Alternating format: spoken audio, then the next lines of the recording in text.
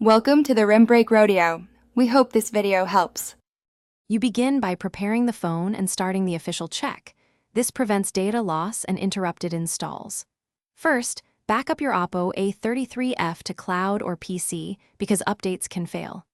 Make sure the battery is at least 50% or keep the charger attached, and connect to a stable Wi-Fi network to avoid data corruption.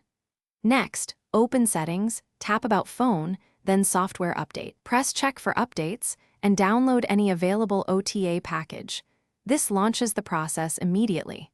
Once the update package downloads, you proceed with installation and careful execution. This minimizes boot errors. You tap Install, and the phone will reboot into the updater. Do not power it off or interrupt the process, since flashing files must write fully. If the phone offers a local install option, choose it when you have the full color OS package on internal storage or SD card. If the OTA stalls, make sure file integrity matches the expected size. Then retry the local update to avoid corrupted installs.